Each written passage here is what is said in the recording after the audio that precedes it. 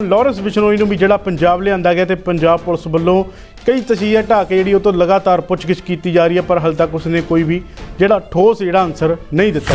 Lawrence Bishnoi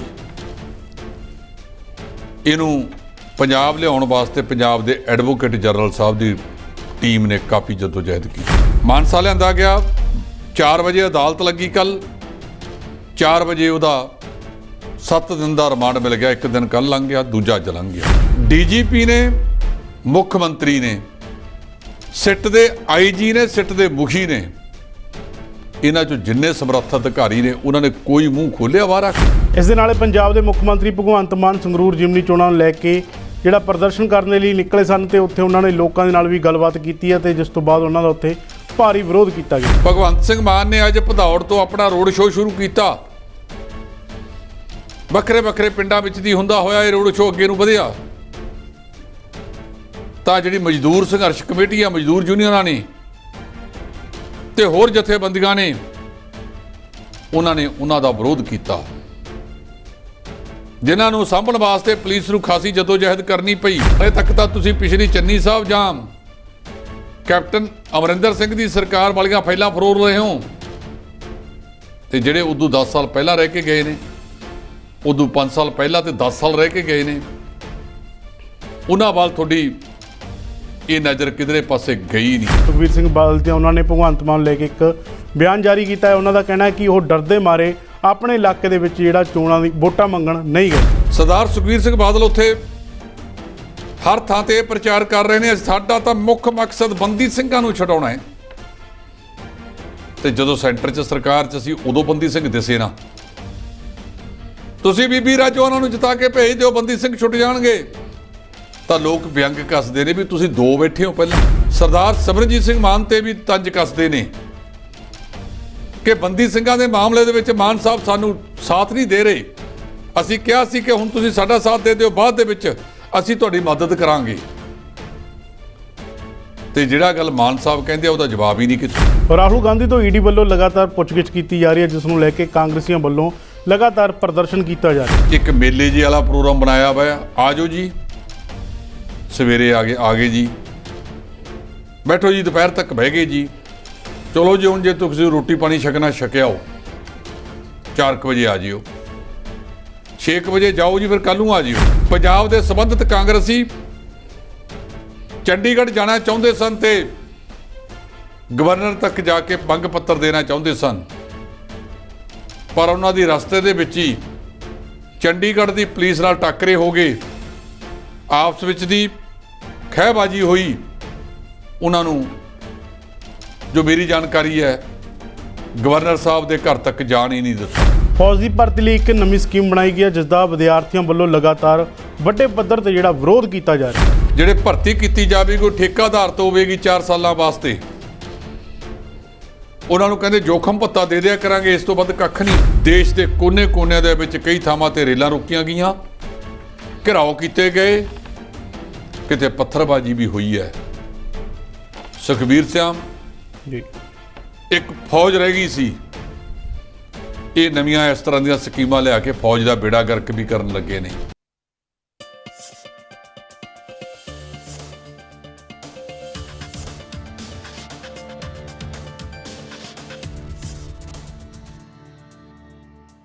D5 channel Punjabi देख रहे सारे दर्शकों का स्वागत है। मैं सुखबीर सिंह एक मेरी भी सुनो प्रोग्राम लैके हाजिर हाँ, जिस दे विच असीं ਵੱਖੋ ਵੱਖਰੇ मुद्दों ते चर्चा करते हैं। तो चर्चा करने लई साडे नाल ने D5 के सीनियर एडिटर जसपाल सिंह ढिल्लों जी, आओ उन्हां दा स्वागत कर लीए। सत श्री अकाल जी। सत श्री अकाल जी भंगू साहब।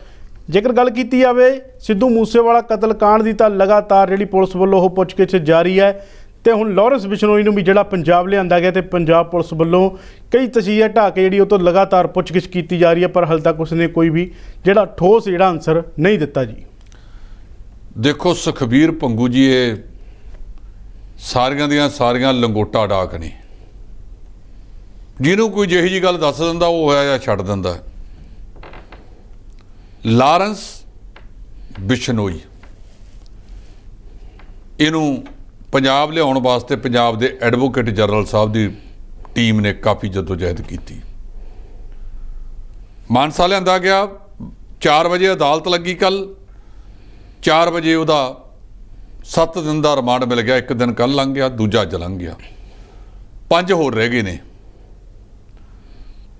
ਉਹਦੇ ਬਾਰੇ ਅਜੇ ਤੱਕ ਕਿਸੇ ਅਧਿਕਾਰੀ ਨੇ ਕੋਈ ਪ੍ਰੈਸ ਕਾਨਫਰੰਸ ਕੀਤੀ ਹੈ?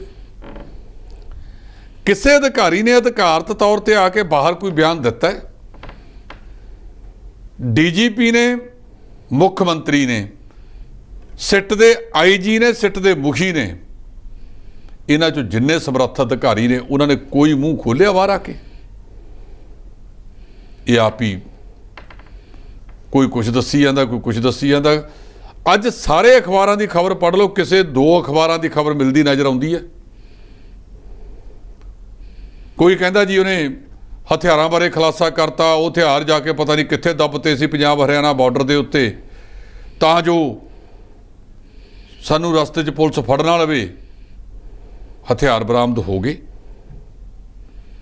ਉਹਨਾਂ ਦਾ ਮੁਲਾਂਕਣ ਹੋ ਗਿਆ ਫੋਰੈਂਸਿਕ ਤੌਰ ਦੇ ਉੱਤੇ। ਜਿਹੜੀਆਂ ਗੋਲੀਆਂ ਸਿੱਧੂ ਮੂਸੇਵਾਲਾ ਦੇ ਪੋਸਟਮਾਰਟਮ ਦੇ ਦੌਰਾਨ ਉਹਦੇ ਸਰੀਰ 'ਚੋਂ ਨਿਕਲੀਆਂ ਨੇ, ਅਜੇ ਤੱਕ ਕਿਸੇ ਅਧਿਕਾਰੀ ਨੇ ਇਹਦੇ ਬਾਰੇ ਕੋਈ ਖੁਲਾਸਾ ਨਹੀਂ ਕੀਤਾ। ਤੇ ਨਾ ਹੀ, ਕਿਉਂਕਿ ਉਹਦਾ 7 ਦਿਨ ਦਾ ਰਿਮਾਂਡ ਹੈ। ਜੇ ਇਹ ਖੁਲਾਸਾ ਕਰਨਗੇ ਤਾਂ ਕੱਲ ਸੀਗੀ 15 ਤਰੀਕ, 15 ਤੇ 7 22, ਇਹ 20 ਜਾਂ 21 ਨੂੰ ਕਰਨਗੇ ਜਾ ਕੇ। ਉਹਨੂੰ ਪੇਸ਼ ਕਰਨ ਤੋਂ ਬਾਅਦ, ਜਾਂ ਹੋ ਸਕਦਾ ਉਹ ਵੀ ਨਾ ਕਰਨ, ਅਦਾਲਤ 'ਚ ਹੀ ਜਾ ਕੇ ਖੁਲਾਸਾ ਕਰਨ ਕਿ ਇਹਦੀ ਪੁੱਛਗਿੱਛ ਦੇ ਵਿੱਚ ਆਹ ਗੱਲ ਸਾਹਮਣੇ ਆਈ ਹੈ, ਅਸੀਂ ਇਹਦਾ ਹੋਰ ਰਿਮਾਂਡ ਲੈਣਾ ਹੈ, ਜਾਂ ਵਾਪਸ ਇਹਨੂੰ ਦਿੱਲੀ ਵਾਲਿਆਂ ਦੇ ਹਵਾਲੇ ਕਰਕੇ ਆਉਣਾ ਹੈ। ਮਾਨਯੋਗ ਅਦਾਲਤ ਨੇ ਉੱਥੇ ਆਦੇਸ਼ ਦਿੱਤੇ ਸੀ ਕਿ 12 ਘੰਟਿਆਂ ਤੋਂ ਬਾਅਦ ਉਹਦਾ ਮੈਡੀਕਲ ਕਰਾਇਆ ਜਾਵੇ। ਕਹਿੰਦੇ ਅੱਜ ਡਾਕਟਰਾਂ ਦੀ ਟੀਮ ਨੇ CIA ਸਟਾਫ ਖਰੜ ਦੇ ਵਿੱਚ ਜਾ ਕੇ ਉਹਦਾ ਬਕਾਇਦਾ ਮੁਆਇਨਾ ਕੀਤਾ, ਦੇਖਿਆ। ਉਹਨੂੰ ਪੁੱਛਣਗੇ ਵੀ ਉਹਦੀ ਸਰੀਰ ਤੇ ਕੋਈ ਚੋਟ ਦਾ ਨਿਸ਼ਾਨ ਜਾਂ ਕੁਛ ਹੋਰ ਹੋਵੇ। ਇਹ ਸਾਰਾ ਕੁਛ ਜਿਹੜੀ ਜਾਂਚ ਕਰਦੀ ਆ, ਜਿਹੜੀ ਡਾਕਟਰਾਂ ਦੀ ਟੀਮ ਉੱਥੇ ਗਈ ਸੀ, ਅਦਾਲਤ ਦੇ ਆਦੇਸ਼ਾਂ ਮੁਤਾਬਕ ਉਹਨਾਂ ਨੇ ਉਹਦਾ ਮੁਆਇਨਾ ਕਰਕੇ ਬਕਾਇਦਾ ਲਿਖਤੀ ਰਿਪੋਰਟ ਉਹ ਦੇਣਗੇ। ਲਿਖਤੀ ਰਿਪੋਰਟ ਦੇ ਵਿੱਚ ਉਹਦਾ ਜਿਹੜਾ ਸਫਾਈ ਧਿਰ ਦਾ ਵਕੀਲ ਹੈ ਉਹ ਵੀ ਪੁੱਛ ਸਕਦਾ ਹੈ। ਸੋ ਅਜੇ ਤੱਕ ਜੇ ਇਹਦੇ ਵਿੱਚ ਸਾਰਾ ਕੁਝ ਕਨਕਲੂਜ ਹੋ ਗਿਆ ਹੁੰਦਾ, ਕਿਸੇ ਸਿੱਟੇ ਤੇ ਪਹੁੰਚ ਗਏ ਹੁੰਦੇ, ਤਾਂ ਅੱਜ ਭਗਵੰਤ ਸਿੰਘ ਮਾਨ ਫਿਰ ਉੱਥੇ ਭਦੌੜ ਦੇ ਵਿੱਚ ਰੋਡ ਸ਼ੋਅ ਕਰਨ ਨਾ ਜਾਂਦੇ, ਆਪਣੇ DGP ਨੂੰ ਨਾਲ ਲੈ ਕੇ ਇਹਦੇ ਤੇ ਜਾਣਕਾਰੀ ਲੋਕਾਂ ਨਾਲ ਮੁਹੱਈਆ ਕਰਦੇ। ਤੁਸੀਂ ਯਾਦ ਕਰੋ ਕਿ ਪੁਲਿਸ ਨੇ ਇੱਕ ਕਹਾਣੀ ਬਣਾਈ ਜਦੋਂ ਗੁਰੂ ਗ੍ਰੰਥ ਸਾਹਿਬ ਦੀ ਬੇਅਦਬੀ ਹੋਈ ਸੀ। ਆ ਸਾਡੇ ਉਸ ਵੇਲੇ ਦੇ ਡਿਪਟੀ ਮੁੱਖ ਮੰਤਰੀ ਸਾਹਿਬ ਸੁਖਬੀਰ ਸਿੰਘ ਬਾਦਲ ਤੇ ਉਸ ਵੇਲੇ ਦੇ ਜਿਹੜੇ ਇੰਚਾਰਜ ਸੀਗੇ ਇਕਬਾਲਪ੍ਰੀਤ ਸਿੰਘ ਸਹੋਤਾ, ਉਦੋਂ ਦੇ ADGP, ਬਾਅਦ ਦੇ ਵਿੱਚੋਂ ਇੰਚਾਰਜ DGP ਵੀ ਰਹਿ ਚੁੱਕੇ ਨੇ। ਚੰਡੀਗੜ੍ਹ ਦੇ ਵਿੱਚ ਪ੍ਰੈਸ ਮਿਲ ਨਹੀਂ ਕੀਤੀ ਔਰ ਰੁਪਿੰਦਰ ਤੇ ਜਸਵਿੰਦਰ ਨੂੰ ਇਸ ਮਾਮਲੇ ਦੇ ਵਿੱਚ ਐਲਾਨ ਤੱਕ ਕਿ ਗੁਰੂ ਗ੍ਰੰਥ ਸਾਹਿਬ ਦੀ ਜਿਹੜੀ ਬੀੜ ਚੋਰੀ ਕੀਤੀ ਆ ਇਹਨਾਂ ਨੇ ਕੀਤੀ ਹੈ। ਤੇ ਸੁਖਬੀਰ ਸਿੰਘ ਬਾਦਲ ਦਾ ਬਿਆਨ ਕੀ ਸੀ? ਮੇਰੇ ਤੇ ਬੜਾ ਦਿਮਾਗ ਤੇ ਬੋਝ ਸੀ, ਮੇਰਾ ਬੋਝ ਲੈ ਗਿਆ। ਪਤਾ ਸੀ ਨਾਲੇ ਅਸਲੀਅਤ ਕੀ ਹੈ ਸਾਰਾ ਪਤਾ ਸੀ, ਪਰ ਮੀਡੀਆ 'ਚ ਆ ਕੇ ਕੀ ਆਖਿਆ, ਇਹ ਬੋਝ ਲੈ ਗਿਆ ਮੇਰੇ ਦਿਮਾਗ ਤੋਂ, ਮੈਂ ਹੁਣ ਨਾਢਾ ਸਾਹਿਬ ਮੱਥਾ ਟੇਕਣ ਚੱਲਿਆ, DGP ਸਾਹਿਬ ਤੁਹਾਡੇ ਨਾਲ ਗੱਲ ਕਰਨਗੇ, ADGP ਸਾਹਿਬ। ਤੇ ਬਾਅਦ ਦੇ ਵਿੱਚ ਫਿਰ ਜਿਹੜੀ ਚੋਰੀ ਕੀਤੀ ਗਈ ਉਹਦੇ ਵਿੱਚ ਤਾਂ ਨਿਕਲਿਆ ਮਹਿੰਦਰਪਾਲ ਸਿੰਘ ਬਿੱਟੂ, ਉਹਦੀ ਟੀਮ ਨਿਕਲ ਆਈ। ਤੇ ਮੈਂ ਕਿਹਨੂੰ ਸੱਚ ਮੰਨੀਏ? ਉਸ ਕੇਸ ਦੇ ਵਿੱਚ ਅਜੇ ਤੱਕ ਕੋਈ ਸੱਚਾਈ ਪੁਲਿਸ ਨੇ ਲਿਆ ਕੇ ਦਿੱਤੀ ਹੈ? ਤੇ ਜਿਹੜੀ ਉਹ 7 ਸਾਲ ਹੋ ਗਏ ਉਸ ਮਾਮਲੇ ਨੂੰ, ਇਹ ਤਾਂ ਦਿਨੀ 17 ਹੋਏ ਨੇ। ਸੋ ਜਿੰਨਾ ਮੂੰਹ ਉਨੀਆਂ ਗੱਲਾਂ, ਜਦੋਂ ਤੱਕ ਕਿਸੇ ਕਨਕਲੂਜਨ ਕਿਸੇ ਸਿਰੇ ਨਹੀਂ ਲੱਗਦੀ ਗੱਲ, ਉਦੋਂ ਤੱਕ ਇਹ ਇਸੇ ਤਰ੍ਹਾਂ ਹੁੰਦੀਆਂ ਰਹਿਣਗੀਆਂ। ਇਸ ਦੇ ਨਾਲ ਪੰਜਾਬ ਦੇ ਮੁੱਖ ਮੰਤਰੀ ਭਗਵੰਤ ਮਾਨ ਸੰਗਰੂਰ ਜ਼ਿਮਨੀ ਚੋਣਾਂ ਨੂੰ ਲੈ ਕੇ ਜਿਹੜਾ ਪ੍ਰਦਰਸ਼ਨ ਕਰਨ ਦੇ ਲਈ ਨਿਕਲੇ ਸਨ ਤੇ ਉੱਥੇ ਉਹਨਾਂ ਨੇ ਲੋਕਾਂ ਦੇ ਨਾਲ ਵੀ ਗੱਲਬਾਤ ਕੀਤੀ ਹੈ ਤੇ ਜਿਸ ਤੋਂ ਬਾਅਦ ਉਹਨਾਂ ਦਾ ਉੱਥੇ ਭਾਰੀ ਵਿਰੋਧ ਕੀਤਾ ਗਿਆ ਜੀ। ਜਿਹੜੀਆਂ ਬਹੁਤ ਸਾਰੀਆਂ ਜਥੇਬੰਦੀਆਂ ਨੇ, ਭਾਵੇਂ ਮੁਲਾਜ਼ਮਾਂ ਦੀਆਂ ਹੋਣ ਜਾਂ ਮਜ਼ਦੂਰਾਂ ਦੀਆਂ ਹੋਣ, ਉਹਨਾਂ ਨੇ ਪਹਿਲਾਂ ਐਲਾਨ ਕਰਤਾ ਸੀ ਕਿ ਜਿਸ ਦਿਨ ਭਗਵੰਤ ਸਿੰਘ ਮਾਨ ਕਿਸੇ ਵੀ ਜਨਤਕ ਸਮਾਗਮ ਦੇ ਵਿੱਚ ਇੱਥੇ ਆਏ, ਅਸੀਂ ਉਹਦਾ ਡਟ ਕੇ ਵਿਰੋਧ ਕਰਾਂਗੇ। ਭਗਵੰਤ ਸਿੰਘ ਮਾਨ ਨੇ ਅੱਜ ਭਦੌੜ ਤੋਂ ਆਪਣਾ ਰੋਡ ਸ਼ੋਅ ਸ਼ੁਰੂ ਕੀਤਾ। ਵੱਖਰੇ ਵੱਖਰੇ ਪਿੰਡਾਂ ਵਿੱਚ ਦੀ ਹੁੰਦਾ ਹੋਇਆ ਇਹ ਰੋਡ ਸ਼ੋਅ ਅੱਗੇ ਨੂੰ ਵਧਿਆ ਤਾਂ ਜਿਹੜੀ ਮਜ਼ਦੂਰ ਸੰਘਰਸ਼ ਕਮੇਟੀ ਆ, ਮਜ਼ਦੂਰ ਯੂਨੀਅਨਾਂ ਨੇ ਤੇ ਹੋਰ ਜਥੇਬੰਦੀਆਂ ਨੇ, ਉਹਨਾਂ ਨੇ ਉਹਨਾਂ ਦਾ ਵਿਰੋਧ ਕੀਤਾ,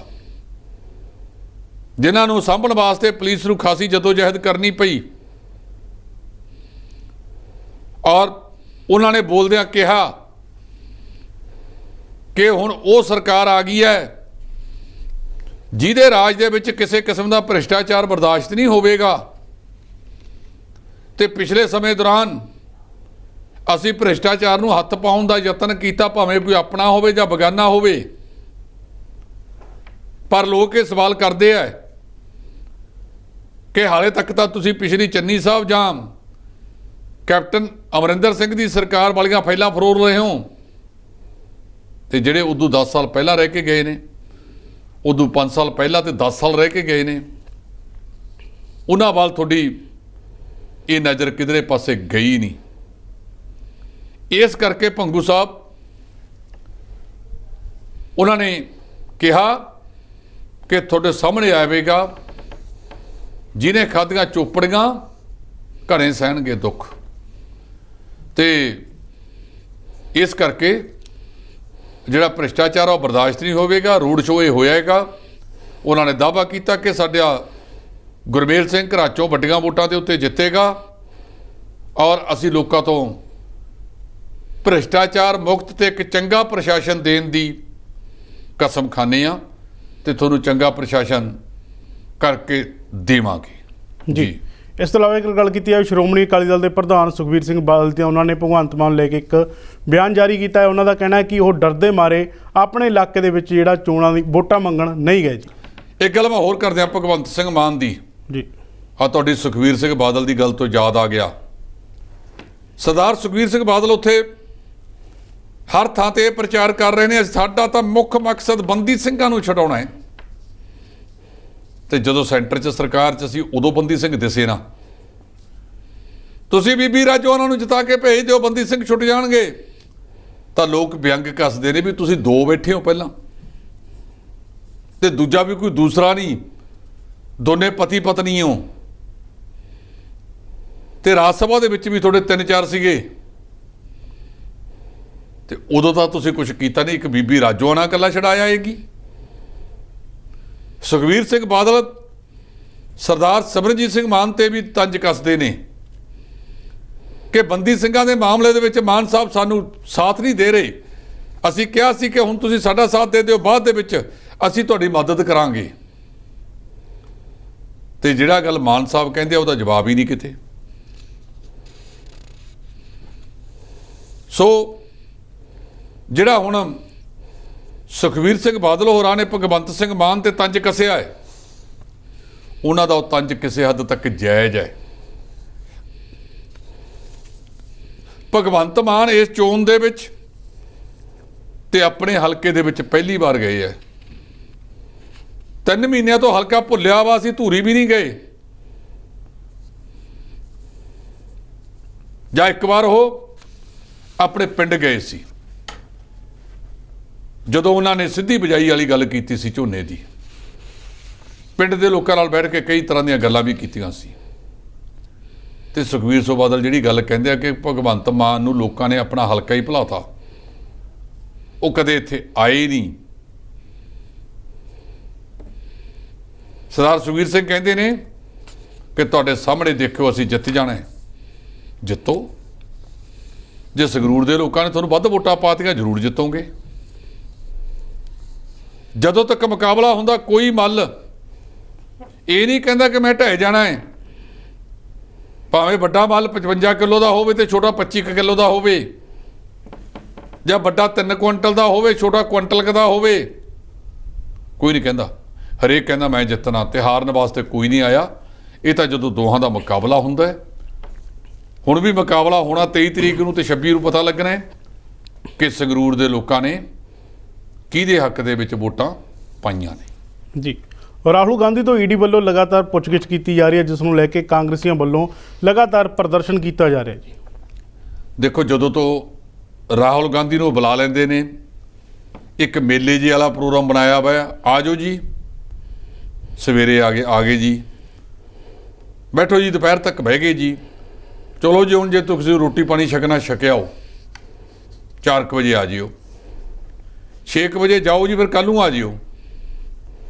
ਤੇ ਉਧਰ ਕਾਂਗਰਸੀਆਂ ਨੇ ਸਾਰੇ ਪਾਸੇ ਇਸ ਮਾਮਲੇ ਨੂੰ ਲੈ ਕੇ ਇੱਕ ਉਹ ਕੰਮ ਵੀ ਕੀਤੇ ਨੇ ਕਿ ਉਹ ਰੋਸ ਪ੍ਰਦਰਸ਼ਨ ਕਰ ਰਹੇ ਨੇ। ਅੱਜ ਵੀ ਸਾਰੇ ਭਾਰਤ ਦੇ ਵਿੱਚ ਰੋਸ ਪ੍ਰਦਰਸ਼ਨ ਕੀਤੇ ਗਏ। ਪੰਜਾਬ ਦੇ ਸੰਬੰਧਿਤ ਕਾਂਗਰਸੀ ਚੰਡੀਗੜ੍ਹ ਜਾਣਾ ਚਾਹੁੰਦੇ ਸਨ ਤੇ ਗਵਰਨਰ ਤੱਕ ਜਾ ਕੇ ਮੰਗ ਪੱਤਰ ਦੇਣਾ ਚਾਹੁੰਦੇ ਸਨ, ਪਰ ਉਹਨਾਂ ਦੀ ਰਸਤੇ ਦੇ ਵਿੱਚ ਹੀ ਚੰਡੀਗੜ੍ਹ ਦੀ ਪੁਲਿਸ ਨਾਲ ਟੱਕਰੇ ਹੋ ਗਏ, ਆਪਸ ਵਿੱਚ ਦੀ ਖਹਿਬਾਜ਼ੀ ਹੋਈ। ਉਹਨਾਂ ਨੂੰ, ਜੋ ਮੇਰੀ ਜਾਣਕਾਰੀ ਹੈ, ਗਵਰਨਰ ਸਾਹਿਬ ਦੇ ਘਰ ਤੱਕ ਜਾਣ ਹੀ ਨਹੀਂ ਦਿੱਤਾ, ਰਸਤੇ 'ਚ ਹੀ ਰੋਕ ਲਿਆ। ਉਹ ਵਿਚਾਰੇ ਰਸਤੇ 'ਚ ਰੁਕ ਗਏ, ਮੈਮੋਰੰਡਮ ਵੀ ਨਹੀਂ ਦਿੱਤਾ। ਤੇ ਜਿਵੇਂ ਉਹ ਬੁਲਾਈ ਜਾਂਦੇ ਨੇ, ਉਹ ਕਹਿੰਦੇ ਤੁਸੀਂ ਬੁਲਾਈ ਚੱਲੋ, ਅਸੀਂ ਮੁਜ਼ਾਹਰੇ ਕਰਦੇ ਰਹਾਂਗੇ। ਸੋ ਉਮੀਦ ਹੈ ਕਿ ਇਹਦਾ ਕੋਈ ਕਨਕਲੂਜਨ ਕੱਢਣ। ਜਿਹੜੇ ਕੇਸ ਨੂੰ ਇੱਕ ਵਾਰੀ ਤੁਸੀਂ ਬੰਦ ਕਰਤਾ ਸੀ, ਹੁਣ ਤੁਸੀਂ ਫਿਰ ਦੁਬਾਰਾ ਖੋਲ੍ਹਦੇ ਤੁਰੇ ਫਿਰਦੇ ਹੋ। ਇਸ ਕਰਕੇ ਮੇਰੀ ਇਸ ਮਾਮਲੇ ਦੇ ਵਿੱਚ ਇਹੋ ਹੀ ਰਾਏ ਆ ਕਿ ਇਹ ਸਿਆਸਤਾਂ ਛੱਡ ਕੇ ਜਿਹੜਾ ਦੇਸ਼ ਡੋਬੇ ਵਾਲੇ ਪਾਸੇ ਨੂੰ ਚੱਲਿਆ ਹੈ, ਇਹ ਸਿਆਸਤਾਂ ਕਰੀ ਚਲੋ, ਜਿੰਨੀਆਂ ਮਰਜ਼ੀ ਕਰੀ ਜਾਓ। ਉਹਨਾਂ ਨੇ ਤੁਹਾਡੇ ਤੇ ਨਿਸ਼ਾਨਾ ਸਾਧਣਾ ਹੈ, ਤੁਸੀਂ ਉਹਨਾਂ ਤੇ ਸਾਧਣਾ ਹੈ। ਪਰ ਮੈਂ ਇਹ ਗੱਲ ਕਹਿਣਾ ਚਾਹੁੰਦਾ ਹਾਂ ਕਿ ਜਿਹੜੀਆਂ ਲੋਕ ਸਮੱਸਿਆਵਾਂ ਨੇ, ਧਿਆਨ ਨਾ ਬਦਲੋ। ਤੁਹਾਡੇ 8 ਸਾਲਾਂ ਦੇ ਵਿੱਚ ਸਿਲੰਡਰ ਦੁੱਗਣੇ ਤੋਂ ਉੱਤੇ ਹੋ ਗਿਆ, ਡੀਜ਼ਲ ਪੈਟਰੋਲ ਦੇ ਰੇਟ ਅਸਮਾਨੇ ਚਲੇ ਗਏ, CNG ਜਿਹੜੀ ਬਹੁਤ ਘੱਟ ਪੈਸਿਆਂ ਤੇ ਮਿਲਦੀ ਸੀ ਤੇ ਲੋਕ CNG ਗੱਡੀਆਂ ਲਾਈਨ ਲੱਗੇ ਸੀ। ਗਡਕਰੀ ਸਾਹਿਬ ਨੇ ਕਿਹਾ ਸੀ ਕਿ ਅਸੀਂ CNG ਗੱਡੀਆਂ ਦੀ ਕੀਮਤ ਘਟਾ ਦੇਵਾਂਗੇ, ਤੇ ਜਦੋਂ ਤੁਹਾਨੂੰ CNG ਦੇ ਵਿੱਚ ਵੀ ਤੁਸੀਂ ਉੱਥੇ ਹੀ ਰੇਟ ਵਧਾ ਕੇ ਲੈ ਗਏ,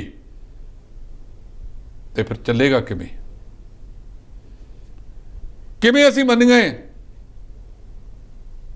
ਕਿ ਤੁਸੀਂ ਲੋਕਾਂ ਨੂੰ ਕੋਈ ਰਾਹਤ ਦਿੱਤੀ ਹੈ? ਮਹਿੰਗਾਈ ਅਸਮਾਨ ਨੂੰ ਛੂਹ ਰਹੀ ਹੈ, ਡਾਲਰ ਦੇ ਮੁਕਾਬਲੇ ਤੁਹਾਡਾ ਰੁਪਈਆ ਪਿਟ ਰਿਹਾ ਹੈ, ਤੇ ਲੋਕਾਂ ਦੇ ਘਰਾਂ ਦੇ ਬਜਟ ਵਿਗਾੜ ਤੇ ਉਸਾਰੀ ਦਾ ਕੰਮ 35% ਵੱਧ ਗਿਆ। ਨਿਤਮਰਾ ਦੇ ਜਿਹੜੀਆਂ ਚੀਜ਼ਾਂ ਨੇ, ਭਾਵੇਂ ਸਰੋਂ ਦਾ ਤੇਲ ਹੈ, ਮਿਰਚਾਂ ਨੇ, ਜੋ ਵੀ ਰਸੋਈ ਦਾ ਸਮਾਨ ਹੈ, ਉਹ ਸਾਰੇ ਦੇ ਵਿੱਚ ਇਜ਼ਾਫਾ ਹੋ ਗਿਆ, ਦੁੱਗਣੇ ਤੇ ਜਾ ਪਹੁੰਚੇ ਨੇ। ਉਹਨਾਂ ਲੋਕਾਂ ਨੂੰ ਇਸ ਆਜ਼ਾਦੀ ਤੋਂ ਕੀ ਲੈਣਾ, ਜਾਂ ਤੁਹਾਡੀ ਸਰਕਾਰ ਤੋਂ ਕੀ ਲੈਣਾ ਹੈ? ਸੋ ਕਿਰਪਾ ਕਰੋ, ਕੋਈ ਰਾਹਤ ਦੀ ਖਬਰ ਸੁਣਾਓ ਲੋਕਾਂ ਨੂੰ, ਉਹਨਾਂ ਨੂੰ ਮਾੜੀ ਮੋਟੀ ਰਾਹਤ ਮਿਲ ਸਕੇ। ਜੀ, ਫੌਜ ਦੀ ਭਰਤੀ ਲਈ ਇੱਕ ਨਵੀਂ ਸਕੀਮ ਬਣਾਈ ਗਈ ਹੈ, ਜਿਸ ਦਾ ਵਿਦਿਆਰਥੀਆਂ ਵੱਲੋਂ ਲਗਾਤਾਰ ਵੱਡੇ ਪੱਧਰ ਤੇ ਜਿਹੜਾ ਵਿਰੋਧ ਕੀਤਾ ਜਾ ਰਿਹਾ ਜੀ। ਇਹ ਕਹਿੰਦੇ ਇੱਕ ਅਗਨੀਵੀਰ ਰੱਖਣੇ ਨੇ, ਅਗਨੀਪਥ ਨਾਂ ਦੀ ਬਣਾਤੀ। ਤਿੰਨੇ ਸੈਨਾਵਾਂ ਦੇ ਵਿੱਚ ਜਿਹੜੇ ਭਰਤੀ ਕੀਤੀ ਜਾਵੇਗੀ, ਕੋਈ ਠੇਕਾ ਆਧਾਰਿਤ ਹੋਵੇਗੀ 4 ਸਾਲਾਂ ਵਾਸਤੇ। ਉਹਨਾਂ ਨੂੰ ਕਹਿੰਦੇ ਜੋਖਮ ਭੱਤਾ ਦੇ ਦਿਆ ਕਰਾਂਗੇ, ਇਸ ਤੋਂ ਵੱਧ ਕੱਖ ਨਹੀਂ। ਸੋ ਮੈਂ ਜਿਹੜੀ ਗੱਲ ਕਰਾਂ, ਚੰਗੇ ਭਲੇ ਚੱਲਦੇ ਕੰਮ ਨੂੰ ਦੂਜੇ ਪਾਸੇ ਨੂੰ ਲੋਕਾਂ ਨੂੰ ਟਾਲ ਰਹੇ ਨੇ। ਅੱਜ ਇਹ ਮਾਮਲੇ ਨੂੰ ਲੈ ਕੇ ਬਿਹਾਰ, UP, ਦੇਸ਼ ਦੇ ਕੋਨੇ-ਕੋਨਿਆਂ ਦੇ ਵਿੱਚ ਕਈ ਥਾਵਾਂ ਤੇ ਰੇਲਾਂ ਰੋਕੀਆਂ ਗਈਆਂ, ਘਿਰਾਓ ਕੀਤੇ ਗਏ, ਕਿਤੇ ਪੱਥਰਬਾਜ਼ੀ ਵੀ ਹੋਈ ਹੈ। ਸੁਖਬੀਰ ਸਿੰਘ ਜੀ ਇੱਕ ਫੌਜ ਰਹਿ ਗਈ ਸੀ, ਇਹ ਨਵੀਆਂ ਇਸ ਤਰ੍ਹਾਂ ਦੀਆਂ ਸਕੀਮਾਂ ਲਿਆ ਕੇ ਫੌਜ ਦਾ ਬੇੜਾ ਗਰਕ ਵੀ ਕਰਨ ਲੱਗੇ ਨੇ। ਤੇ ਕਦੇ ਯਾਦ ਰੱਖੋ, ਜਿਹੜੀ ਕਦੇ ਭਗਵੰਤ ਸਿੰਘ ਮਾਨ ਗੱਲ ਕਰਦੇ ਹੁੰਦੇ ਸੀ ਆਪਣੀ ਕਾਮੇਡੀ ਦੇ ਵਿੱਚ,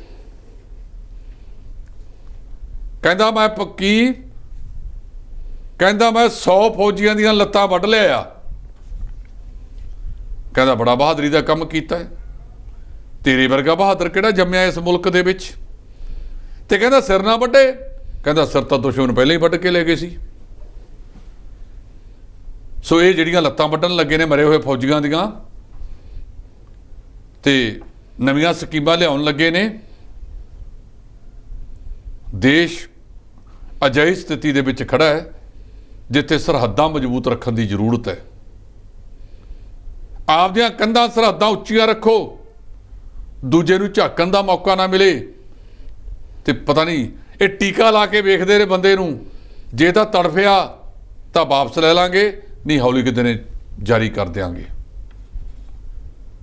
ਸੋ ਭੰਗੂ ਸਾਹਿਬ, ਇਹ ਜਿਹੜਾ ਨਵੀਆਂ ਯੋਜਨਾਵਾਂ ਲਿਆਉਣ ਲੱਗੇ ਨੇ, ਪਤਾ ਨਹੀਂ ਇਹ ਦੇਸ਼ ਨੂੰ ਕਿਹੜੇ ਤੱਟ ਦੇ ਕੰਢੇ ਤੇ ਲਿਜਾ ਕੇ ਖੜਾਉਣਗੇ।